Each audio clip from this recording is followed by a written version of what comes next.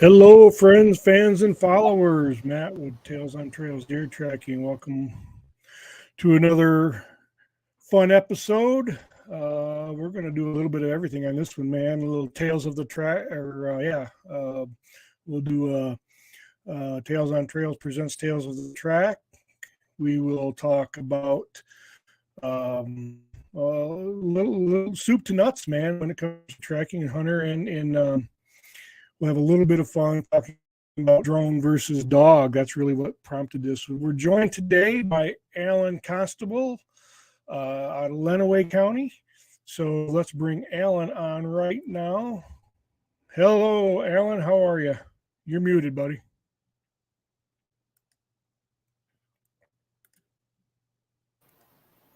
There you are. Good, sir. How are you? I'm fantastic, man. Hey, thanks for joining, man. We'll have a lot of fun here with the things that we kind of talked about before we went on. Before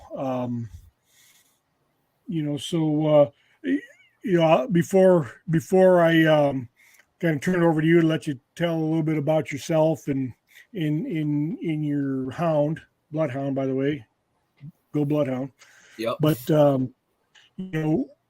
we've been Facebook friends for a while, just through tracking, and you commented on a conversation on one of my posts I was having with somebody about recovering deer with drones. So, and I'm like, hey, man, you commented, and then I think we had an exchange. I'm like, well, hey, this is a great topic to talk about. So we walked and put this together, and obviously we'll talk about a lot more than just the drone thing. I'm no expert on anything really, tracking or drones, but you had some perspective on it. I have some perspective on it. We know that deer tracking with dogs has really surged in the last few years. I'm one of the new guys. I'm one of the surge, but drone recovery is really picking up steam, thanks to social media. Well, and social media is the reason the dog awareness has grown too. So I look forward to talking about some of those differences and stuff and that we've talked about, and your experiences on some of your tracks and things like that. So Alan, go ahead and introduce yourself. Tell us about you, your dog, where you're from, and areas you're tracking and stuff. Thank you, sir. We appreciate the opportunity. My name's Alan Constable. I'm from Lenawee County. This is going to be my third season with this bloodhound. Like you, I ran her in her first season that she could hunt. So she's 2 years old, just turned 2, going on her third season. I'll give him a shout out. Jay Bowl of Bowles Tracking Service is one of my old college wrestling teammates and friends. And when he started getting into it, it was one of those things that we talked about it and beat the idea around. And I finally just got to a point where I had the time to try to get into it. My bloodhound's name is Pistol. She's from Tennessee. I drove down on Easter Sunday to get her 2 years ago. And I've also got a pit mastiff mix that I bird hunt with. And my family, she's an impressive dog. Very, very smart, very loving dog. She's was getting older, or is getting older, and I wanted to balance her out with another hunting dog, and decided to go the bloodhound route, mainly just because everything I'd read said they were the biggest pain in the butt to deal with, and I like a challenge. I've hunted with labs and beagles pretty much my whole life, so I kind of wanted to see what a big hound was all about. I've been around all the coon hounds, and it's one of those deals where I've not even seen very many bloodhounds, so it was definitely an interesting dog to get into that whole process and try with. Boy, I tell you, they are. I did a lot of research too, and what drove me to them was, and I was following bloodhound Facebook pages and stuff, year and a half or 2 years before I ever got one. First of all, I'm shocked my wife allowed me to get a bloodhound. They represent everything she hates in a dog. They stink. They're slobbery. They shed. They are very independent. Very, very strong-headed. Everything, but she let me get one because when I retired from coaching football, she says you got to get a hobby. I coached football for 27 years. She says you got to do something. I'm like, well, I want to track deer, because I'd done it before with my son-in-law Shepherd, and she. It was really funny the way that evolved because I'm starting to drop these little hints, talk about getting a bloodhound, and she's not resisting me. She's not pushing back. I'm like, what is going on here? So I just kind of kept, expanding on that conversation. Next thing I know, we're talking about getting me a bloodhound, and I found one up just north of Muskegon, just a super nice lady. She's right here over my shoulder right now on the couch. Yeah. But yeah, it's funny. And yes, they are a challenge at times. They're not for everybody, but for me, they're big lovey dogs. And I don't know about you, but I just, my dogs are very, very much part of my family. And I'm not probably a good pet owner when it comes to ultra discipline for my dogs. I'm a big softie. So I wanted a big lovey-dovey Galoo, and that's what you got. Yep. Supposedly, they have the best nose in the hound world for tracking, and I need everything I can to overcome my shortcomings, and I'm learning what my shortcomings are. They're many, as you well know in the tracking world. It's the handler is always the weakest link. Yes.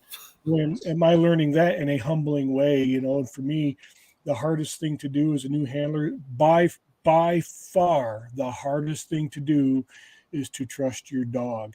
I'm getting better at that. So I didn't mean to hijack it, but I mean, just, that's kind of how I got to, and I've already thought about, well, what am I going to get next? Because I'm going to get something next. And she'll be 2 in August. So I've got few, she's still young, but I believe it's going to be another bloodhound, man. That's just, but that's how I'm feeling as well.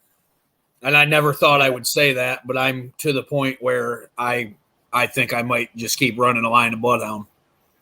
Yep. We'll see. But that's kind of, now I don't think I'll ever be a 2, except for when Beru's in the twilight of her tracking career, and then I've got to get the pup to bring them along. So when she's retired from tracking, then I have one. That'll be about the only time I'll probably have 2. Yep. Never say never, but I feel the same way. I think two could be a challenge when it comes to bloodhounds, man. I'm sure. Oh, I'm sure. It's really kind of any working dog, but so cool, buddy. So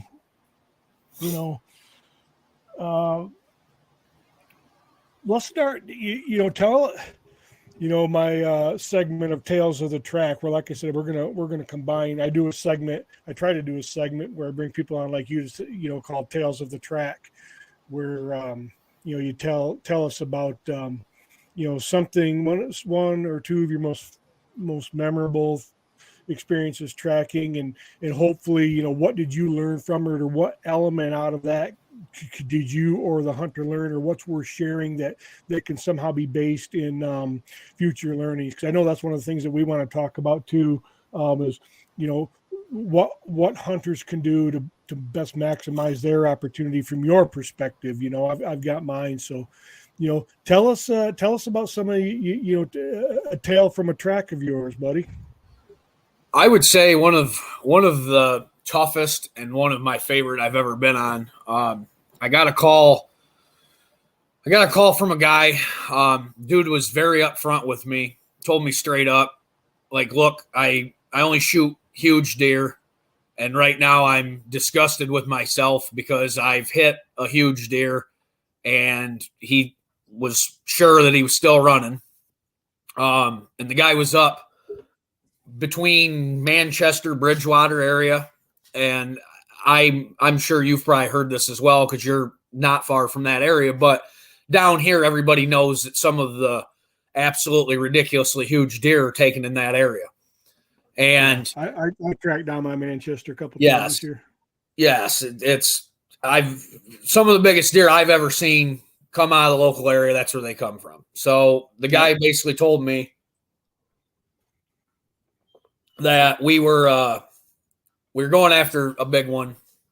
So he laid everything out there to me right off the get-go. He told me that he thought the deer had been shot at before because the deer tried to spin into the arrow. which I've had that situation arise myself as a hunter. Just an old, gamey, educated deer. Yeah. And so the guy told me he was thinking back, possibly behind liver, even, tail end of the lungs, maybe even on the other side of the liver. And we gave it, I want to say, at least 20 hours. We might have been over 24 hours at this point. The guy was very understanding. I told him, hey, if he's big and tough, let's give him some time. And so the guy warned me on the phone that we were going to get into flooded timber. And I told him, that's all good and fine. And we got up there. We were going to take the track at night. She tracks fine in the daytime, but I personally sometimes like the night tracks a little bit more, just because if I can't see what's going on, then back to what you were saying, I have to fully trust her. And she was at the point where I was confident she was staying on the deer we were putting her on. So hunting conditions are commonly better at night too. I think you're right. I think with the humidity and the temperature in the windows that they are at night, I think the thermals work better. Yep. So I talked to him, and he basically let me know that there was no way we weren't going to get wet. So I just went with my leather boots and my jeans. I figured at that point there was no sense in trying to stay dry. So he went into, I would say, between 15 and 20 yards down from where the deer went, and he figured out he was going to call in a dog when he had shot the deer. So he didn't do a bunch of stomping. We ended up getting on the track, and we found the first bed spot. And I say this all the time.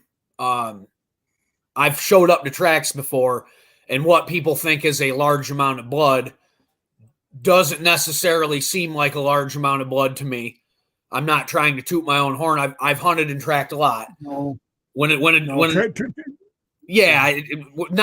showed up in scenarios where there's definitely not as much blood as I would like to find.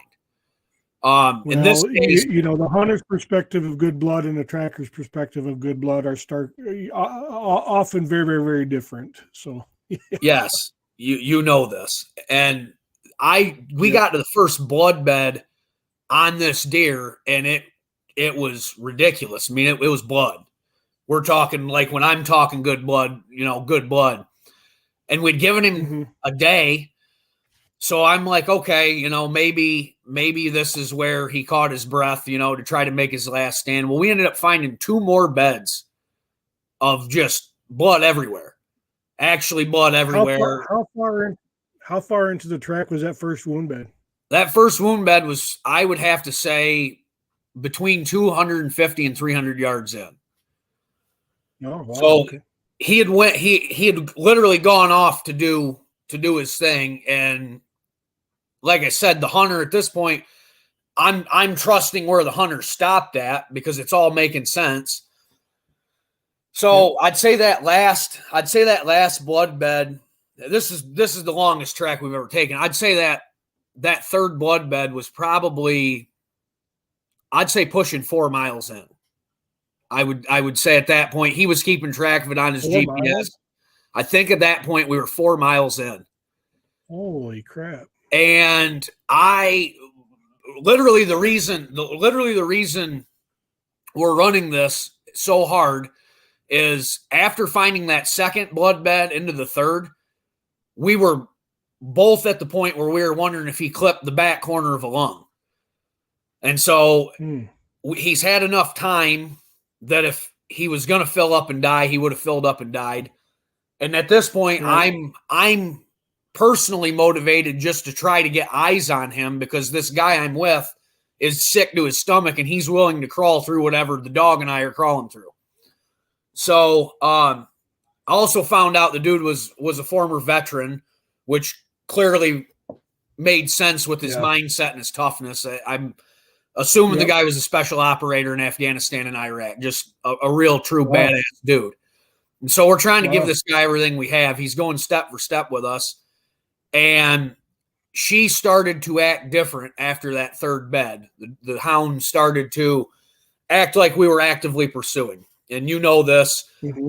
The deer we find the easiest, she doesn't even have a spike in adrenaline. She doesn't hardly make any noise, nothing. Yep. She just head down, finds Right. the deer. She started Right. bawling and acting crazy like we were actively pursuing Getting a vocal. deer. Yep. That's So what my dog does too on live deer. yes. And like you were saying about, staying out of their way and trusting them, that was one of those lessons that was important to learn. So we stopped and talked about it. And the guy told me, he's like, if he ain't dead on those 3 blood beds, that he ain't going to die. And I tended to agree with him that, I think the guy got lucky enough to actually slip it in between the lungs and the liver. I think the way the deer turned into it, I think if anything, he might have clipped the bottom corner of the liver. And I've looked at liver diagrams in the way the arteries are set up like a tree trunk and branches. I told the guy, from what I found, you got a chunk maybe that big around in lobes on that liver that you can put it right through and it ain't going to hit an artery, and the deer's eventually going to clot up and be all right. So we decided we were going to keep, as hot as the dog was getting, I told him I thought at some point in time we were probably going to kick him up. And so the dog started going crazy. She was pulling me hard enough, and you know this. I couldn't stand my feet with her at this point. She fully wanted a piece of the deer. So I had the rope tied around my waist so that if I had to, I could get down on my knees to slow her up a little bit to keep track of her. Yep. And she was going absolutely nuts. And we got into this briar thicket, and it's one of the nastiest sets of thorns I've ever been into. And so I throw my flashlight up, and the hunter was behind us, maybe 30, 40 yards up on the ridge. And so he had a spotlight shining down into the briar thicket, and I had my flashlight in the briar thicket. And the guy described the deer to me before we took the track, and I look up, and there's all of 170, 175-inch rack with just a fully rutted out body, gigantic deer. And I thought that my buddy told me that the true test of how bad your dog wanted to hunt deer was how the dog acted the first time you got run over by a deer. So I'm thinking to myself, this is the first time we're going to get run over by a deer. And so the deer was alive. You come across a live deer. Oh, he was. Yes, okay. He was very much still alive.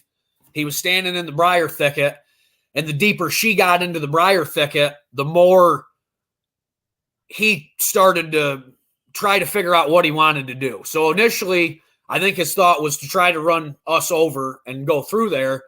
Well, a bloodhound isn't exactly a small dog, and when they decide they want to do something, they're pretty set on it. So she was making noises that I can't even describe, and the deer made the decision that instead of crossing her, he was going to jump out of the briar patch itself, I'd say, is 5 to 6 feet in height. And we watched him jump backwards out of that briar thicket and go up the next ridge. And the hunter had the spotlight on him.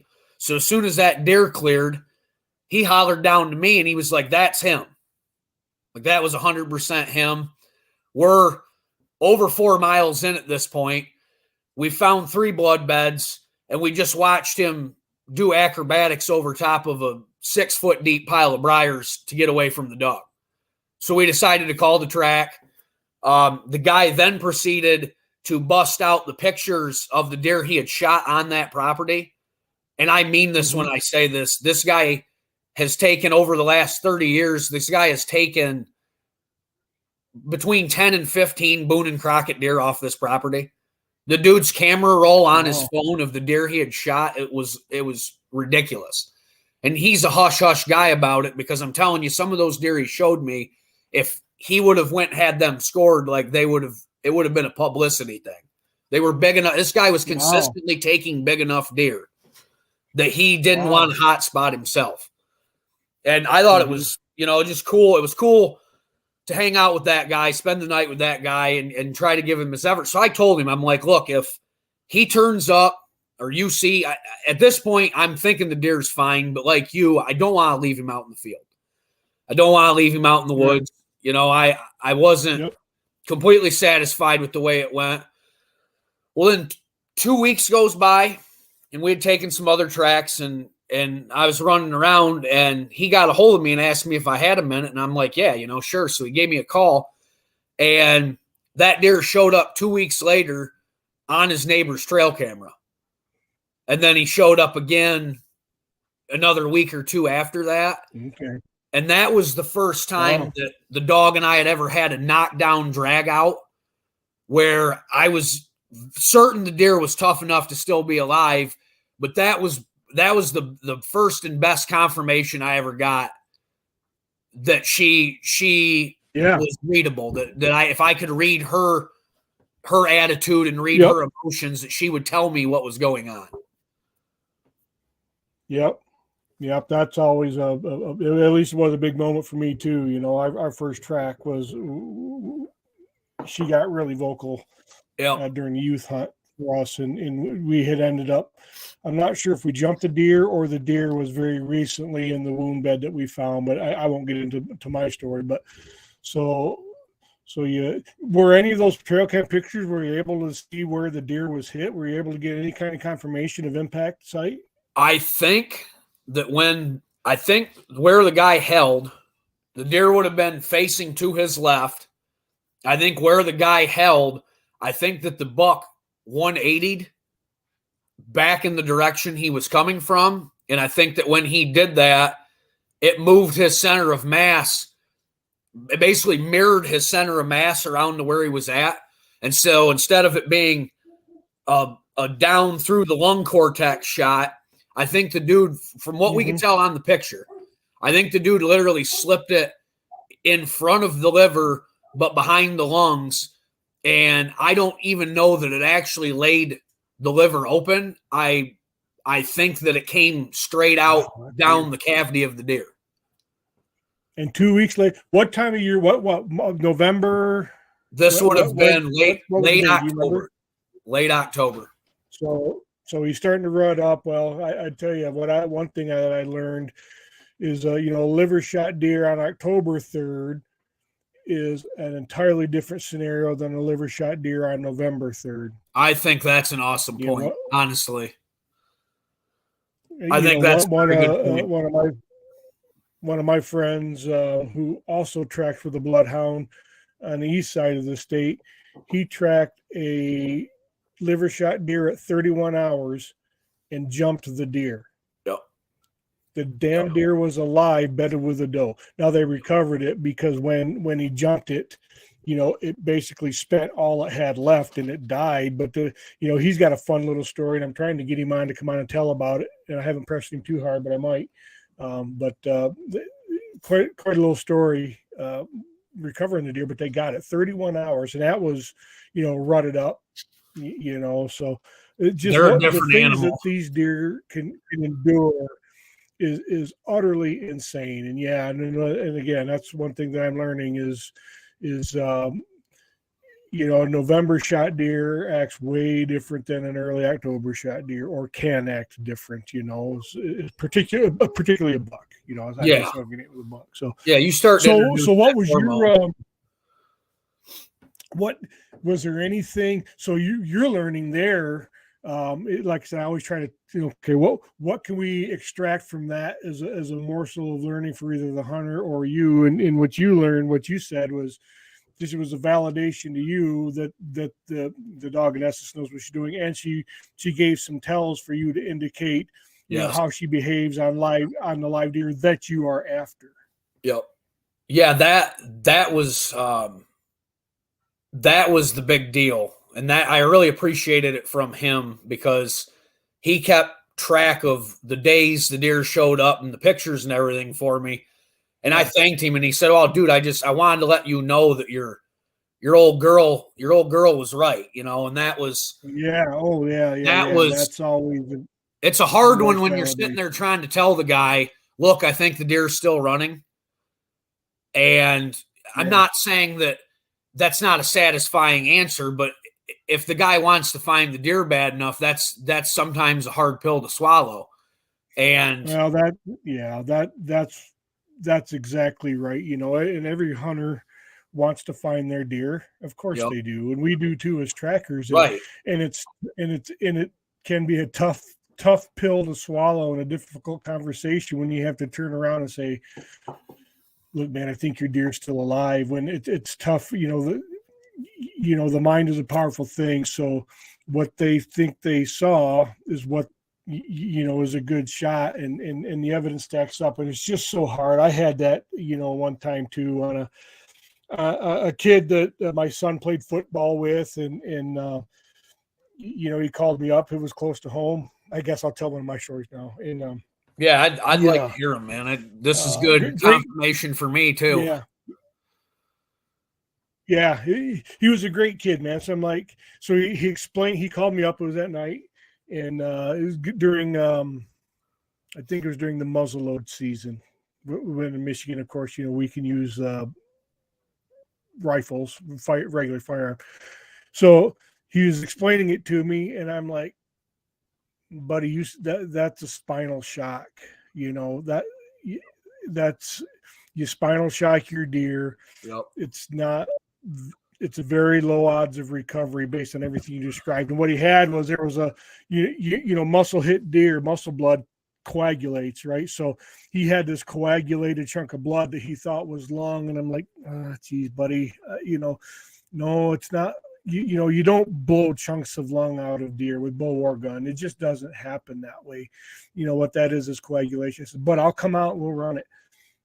So we did. We got on it. The dog was tracking like a machine, and I'm trying to remember.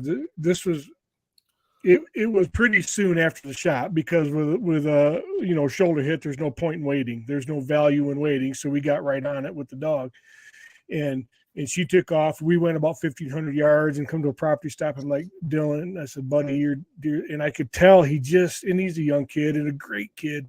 Right. And he felt, I'm like, so we come back, and then his buddy, who, is another great kid. I coached him forever in football, his buddy. And he says, well, this is the way the deer came in. I'm like, oh, okay. So maybe she was backtracking. I'm playing, giving it the benefit of the doubt. So, well, let's go try it again. So we went back to the shot site, boom, right down the same. She took a slightly different route, but in essence the same way. And I'm like, same direction. Yeah, I says, so then I had to, again, I walked through spinal shock and what happens with that. And the way the deer fell, it was down, so we couldn't get another shot on it, and they couldn't see it after it fell down to see it get up and go away. They were surprised when it wasn't there. So again, I'm telling them all about spinal shock, and I have more personal experience with my hunts of spinal shock than I care to talk about. But so he called another local tracker, with whom I see you're friends with him on Facebook too, and run it through, and that tracker validated everything that I had said. So, and for me, it was a nice validation, because again, I'm still new and learning. I'm like, okay, great. That's a great validation. And then at least lets you know that you were thinking the right thing. Yeah. That validated everything that I'd said, and because he told that hunter the exact same thing that I did. So I'm like, okay, awesome, that's great. But I ended up doing another track for him a couple of weeks later. It was the quintessential leg hit deer, and we were absolutely on this deer. It looped back around. We tracked it for 1.2 miles. And I told him early on, I said, this is leg hit, man. We got to run him down. Our best chance is to maybe we can catch up to him, put another shot in him. But understand that's very, very low chance. And it was, but it was a great track. We had blood confirmation deep into the track. So, and finally I said, okay, man, your deer's going to be okay, at least for the foreseeable future. So, but that time he was a little more, he had a better understanding than the first time when he didn't really, if you don't have the experience. He's a young guy, early 20s. So, they don't have a lot of experience yet in understanding when your deer falls, of course it's dead. No, it's not really the case often. So, but anyway, that was cool. So that's a great segue into, and before we talk about drones and stuff, we talk about what the, hunter's activity. You said the hunter on your tail of the track, really managed the track very well, did everything right. From your perspective, man, talk to us about what perfect looks like from your perspective, from a after the shot track management. That's what I call it, track management from a hunter's perspective. Now, trackers, once they're involved, they have a version of track management too. But from a hunter's perspective, what should the hunter be doing? What could the hunter be doing? What would you recommend the hunter do to maximize their opportunity for recovery, whether they need a dog or not? It always should start out the same, I think, anyway. But I would agree. I would say, what's your perspective on that? I would say that, and I try to look at this as the hunter. And I used to bow hunt. Obviously, I don't have as much time to bow hunt now, but I used to bow hunt a ton. And I like using older equipment that's not necessarily as fast. So I've always had in the back of my mind as a bow hunter my limitations. And I've shot deer with a bow and been the guy that says, that's a dead deer, get out of the stand, go find the deer. And I feel like the Facebook wisdom. Yeah, I feel like most of us, that's how it goes. You shoot the deer, you give it its time, like we all know, like our grandpa's grandpa told us, give him time. Then you go down there. And so where I am at is, especially with bow hunting, I don't feel like the average guy knows that he needs a dog until he's well into the point of basically stomping around on the deer's track. And I know that's just all part of the deal. Like most hunters, when they take a shot, they release their arrow or their trigger breaks. They're not saying to themselves, all right, I got to get the hell out of here and call a dog in. In that moment with the adrenaline and the whole process, they're thinking, I just got this deer. And then back to what you said, if the guy gives it a half hour or an hour and goes down there expecting to find a deer and there's no deer there, then the first thing that goes through their head is, what the hell, where's the deer at? And I can completely understand why they give it a look. So one of, I guess one of the most ideal ones, and it's really uneventful, but dude was in a pretty high tree stand, dropped the arrow down in there, deer took off, the guy ran through it in his head and got down to the impact site, and the guy didn't like the way it felt. And I'll be honest with you, he's a hell of a lot better bow hunter than I am, because if I would have been put in that situation, I would have for sure thought it was a dead deer. And he called me up. It's literally went down there, didn't see the amount of blood he wanted to see, called me up. It was a big buck, which is why I was very impressed with the guy's self-control. The guy, it was one of the nicest deer I've ever recovered. But the guy gave me a call and just explained the situation to me. And I told him, hey, look, if we're going to go about this the right way, let's wait till tomorrow. It didn't sound like a bone hit. It didn't sound like even what I would call a deep gut shot. It sounded like it was actually a decent shot. You're talking a big rutted up buck. And so we came in, I want to say we gave that 18 to 24 hours in case it was just a back corner of a single lung. And he told me where he hit the deer, and he saw some little flecks of blood on the ground, and that was where he decided to get out. And so the dog, I put her in there. She starts running it back the way the guy watched the deer come in, which I like. He knows where the deer came in. I like running her up the trail that they came in on, so I know she has good scenting ability. She's getting a good dose of the hook. Scent profile. Yep, exactly. And so we got up to the field that he came through the fence row in. We turned around and started making our way back down, and she found blood and fat on a tree not very far from where the guy hit the deer. And that guy had never even seen that blood or fat on the tree. And I went over there, and the dog found his arrow. And we looking the arrow over and we're looking at the blood on the tree. And I told him, I'm like, that's a dead deer. I don't know how far he's gone, but I think that's a dead deer. So she does her, and this, back to what I said, this is the calmest up to this point in her career she had acted. She acted like she could have laid down and taken a nap dang near that. She was just very, very mellow, very laid back, not making any noise, not really yanking and pulling on me. And so we let her run down the trail of where the deer went, and we got, I don't know, 60, 70 yards into this, along this fence row. He was following the fence row, and the guy starts hollering, and I look over to the right, and the deer's laying over there. Well, she obviously doesn't use her eyes, so then I took her on his track, and she went up to where he doubled back, and then when she doubled back on him, she saw him and ran up on him and started piling him like she does. But it was like 10, 15 minutes of actual tracking. And the guy was just blown away by it all. And I told the dude, I'm like, the reason it just went so easy and simple is because his scent profile was the only thing that she had to focus on.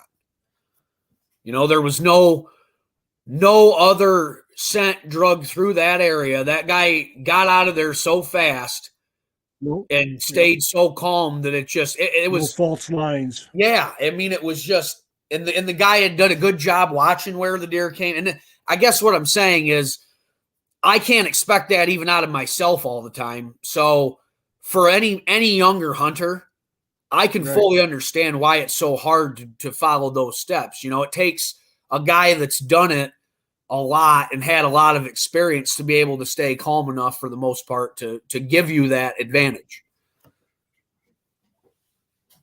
And know to just go to the house and not be seduced by the crimson seductress that is blood. You're completely right. That's tough. That's a good story. Similar situation, man. I got a call down by Ann Arbor, kind of your neck of the woods. Guy, gosh, I did everything right, called me right away, and I walked him through it, and I was at work, so I had to wait to get out of work, and he was struggling, man, and he's an experienced hunter. He was struggling to not pursue, because when he was in the stand, he could see the deer a long ways away. So he did everything right. He could tell me exactly where he last saw the deer and how it behaved. Everything was really, and he did everything right. But what he had to resist was watching the coyotes come through. He saw coyotes come through, and he said, I had to fight so hard not to go, even though he told me not to. And he didn't. And I got down there that night. It was after dark, and it was she took one weird big line way off from the line. And I'm wondering if that was where the coyotes had gone or come from with the, but once I walked her back up to where he last saw the deer, boom, she instantly picked up on the line, took us into the woods, started working around some downfalls where I think the coyotes had chased the deer around a little bit. And then once she worked through that scent pool, kicked us out. Because we were right in the corner of the woods, kicked us out into the cornfield, walked into the cornfield, and I don't know, 10 or 12 rows in, I'm still outside the cornfield, and all of a sudden my tracking lead goes slack. I go, I think we just found it. Yep, sure enough, the coyotes beat us to it, but that was our best recovery. But, it really was an easy track. I just had to I think she got deviated because I sort of suspect she went off because the coyotes took us way down off the line. I'm guessing. I'm not sure why she got off the line, but once I walked her back up to where last saw deer, it was game over from there. She did a great job. It was locked right on. Locked right on, and it was great. I love watching my dog work through a scent pool. I just absolutely love that. When I know she's doing it methodically, to me, it's one of my favorite things. Other than, Same. of course, Same. coming up on the dead deer, just watching her just methodically work through a scent pool. But so that's great, man. That's fun stuff. So I think one of my favorite conversations I've had with you in the past was just where the first time we were talking about trusting the dogs, and how, like, I think the biggest is, as good as those girls are at what they do, I think, like you said, you told me this months ago, that you felt like sometimes you were in her way. And I think the better job I've done at just staying out of her way, the better everything has gone. Yeah. I just try to be the fly on the wall that provides enough resistance that she can't run for 3 counties. And I just, like you said, just let her pick through it and do her thing. Yeah, that's right. One of our last recoveries of the season, we came back and we went out the night before. Got there, realized it was gut shot, and I shouldn't have pursued it, but I was already there. And we thought, well, if we, I consulted one of my mentors. He says, okay, as long as you're there, he says, if you jump the deer, just pull out. Just don't. I'm like, okay. And I could tell it was gut shot when I got there. It was smelled like gut. It was a shot with a 350 Legend. And I'm like, well, it's awful. Maybe it caught an artery, after I consulted my guy. And he said, okay. Well, she tracked along beautifully. We jumped it we didn't hear the deer lead, but by the way she was behaving, we jumped the deer. She got vocal. She started, pulling. We're generally, she'll be tight lined, and I'm good with that. But when she's pulling and getting vocal, I'm like, it's a live deer, guaranteed. So Yes, okay, man, we jumped it. We got to come back. Going back to that day, it snowed. We had an inch and a half or so of snow, wet, shitty snow. So I had my track line from the night before on Onyx, so I'm watching that, and I'm an idiot, and I didn't orient north, so I'm watching this, and I feel like we're going away from the track line, and I kept pulling her back over. I'm like, God dang it, what are you doing? And finally I says, okay, enough of this, and I just let her go, and she marches right to the deer, and it was so funny. She'd look at me like, hey, you big dummy. She get, that bloodhound look of calling you an idiot. Like what? When they look down and lean back at you.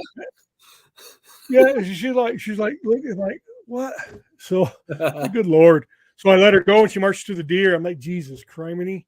When the hell am I gonna learn to just let my dog do the work? Quit trying to outsmart her. And all there is to it. Realize, oh shit, that was north, and we were really going the right way. And just stupid. But anyway, yeah, that's a fun. And I have plenty of stories of validations of deer we didn't recover where the hunter calls back, dude, your dog was on it because they saw the deer. So that's validation. So we got just a few minutes, 20 minutes or so here before we're gonna have to wrap it up. So let's talk about drones, man. And becoming a big fat hairy deal through great marketing with Mike Yoder from Drone Deer Recovery. He's all over the place, and we all in the tracking dog world, dog versus drone is a heavily discussed, often debated topic. Where do you come down on it? Like we talked earlier, I am for anything that's going to help a hunter ethically recover an animal. I eat what I hunt, and so for me, I am a meat hunter. I'm all about not wasting anything, and so anything that's going to help give that advantage to the hunter, I'm for. I just like we've talked. I think in certain situations, it would be absolutely awesome to be able to bring in a drone and use a drone. I think in other situations, I don't think there's a better way to go about it than being tied to a dog that has a good nose. Yeah, and that's kind of where I'm at. I think I got to tell you, man, it's fun watching this Mike Yoder at Drone Deer Recovery. Watch the way he does it. Now, I know we're going to have 30 grand into a dog through the course of his time, but I can't spend the 30 grand it takes to get the quality of it that this guy's using to do the job right. Right. I think situationally there is a place for them. I do not consider drones superior to a dog. I consider them as they have their place and they have their benefits situationally. The one thing about a drone, is all you're doing, you're doing an aerial grid search. I'm not discrediting that. That's what you're doing. You're not tracking a deer. You're searching for a deer through the air. And there's a lot of benefit to that because it's non-invasive. It's property lines don't matter. If the deer is there, you got a chance of finding it. But what you can't do is build a story. You can't, what I say from a tracking dog perspective, there's deer on the tailgate, and then there's track resolution. I call it track resolution.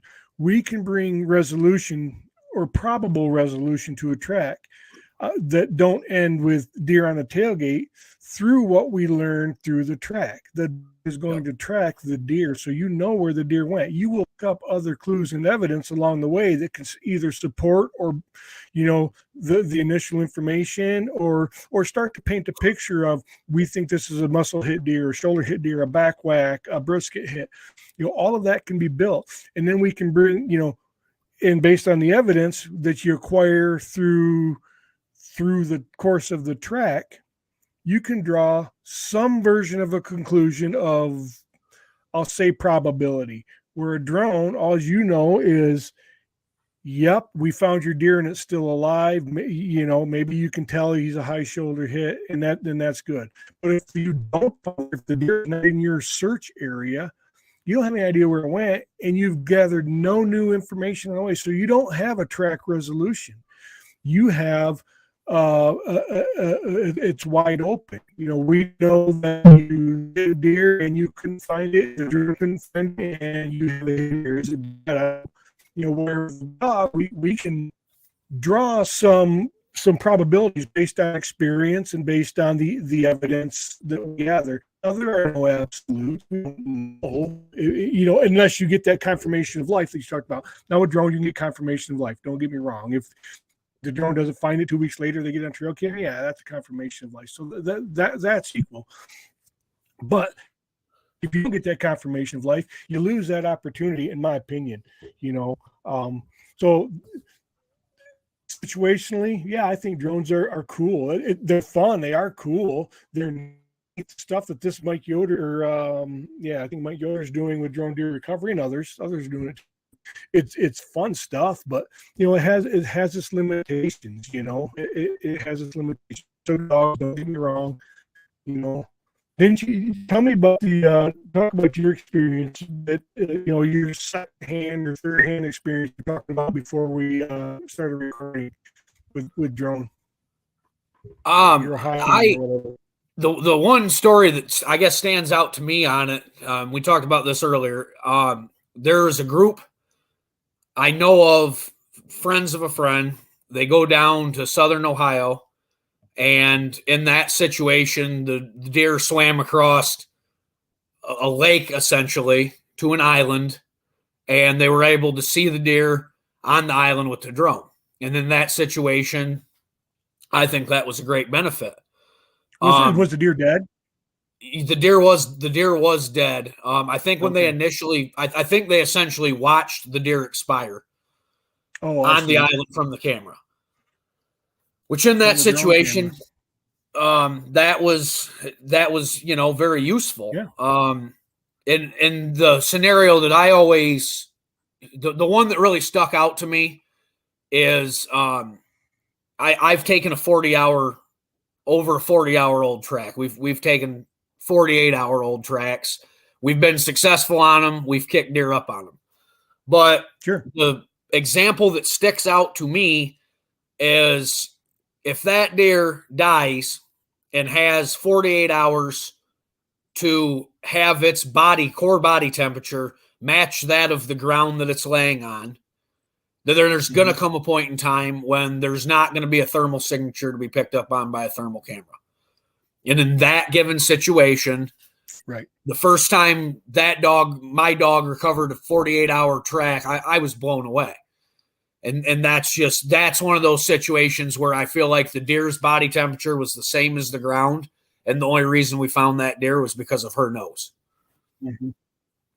It would have been hard to have found. Nose, that Go ahead. Yeah, with a drone because there's no thermal signature. So Yes. that Exactly. makes me think, the same guy that I was talking about with that found, recovered a 31-hour-old liver shot that was still alive, but they recovered it. That guy's dog legit tracked, and he has a bloodhound. He legitimately tracked a 120-hour-old track Yeah. and recovered the damn deer. Yeah. And You know, that I is the don't level. you. Yep. That's the Yep. That's level right. where That's yes. Yes. That is the example of the situation that's the where benefit of the dog. You don't. yep. Our eyesight is so limited. So that was.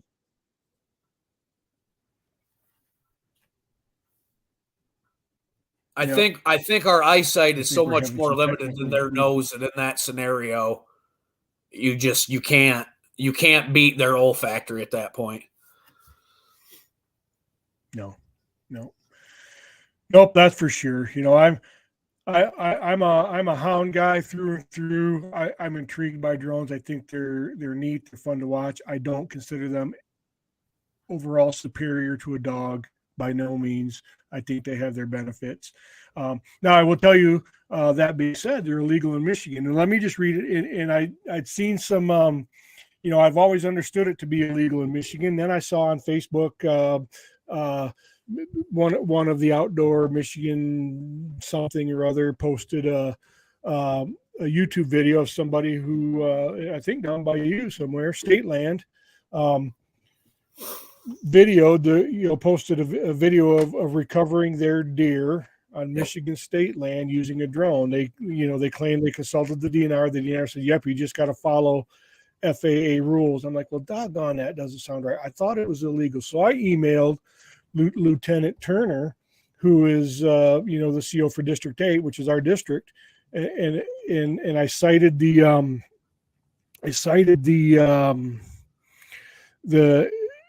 Senate bill, and this is what the Senate bill says. The segment says regarding drones, Section 4011C, a person other than the department shall not take game in using a tranquilizer. Okay. So let's get to part two. An individual shall not take game or fish using unmanned vehicle or unmanned device that uses aerodynamic forces to achieve flight, or using an unmanned vehicle that operates on the surface of water or underwater. So I'm like, okay. So that doesn't say anything about recovering. That just says taking. So I emailed Lieutenant Turner and says, "Hey, how does law enforcement interpret this?"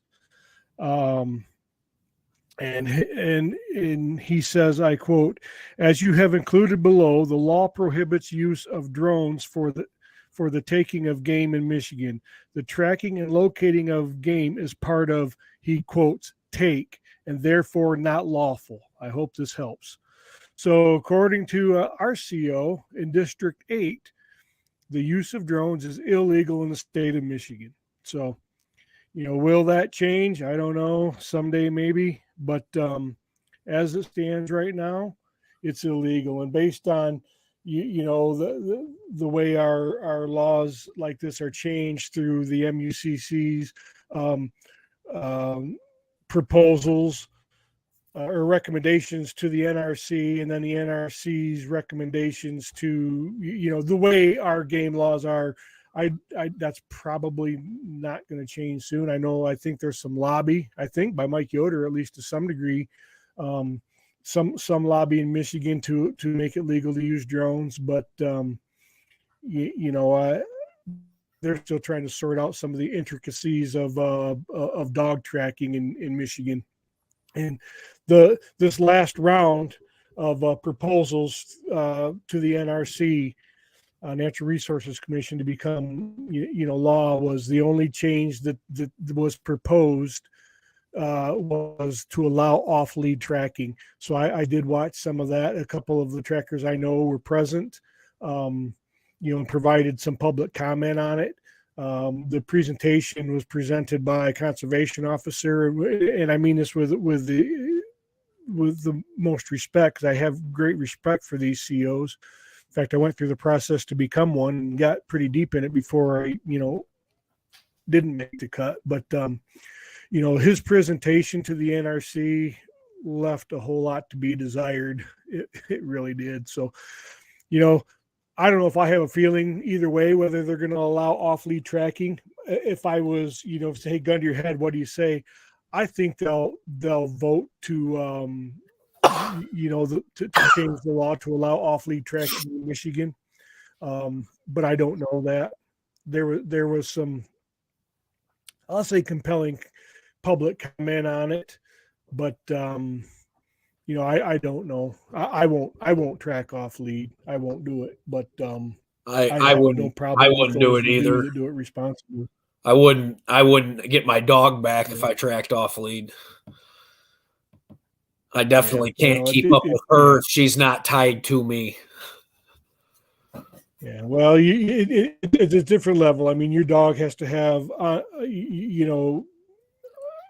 non-negotiable recall. You're going to need GPS. I run a GPS collar on my dog anyway, even though she is on lead.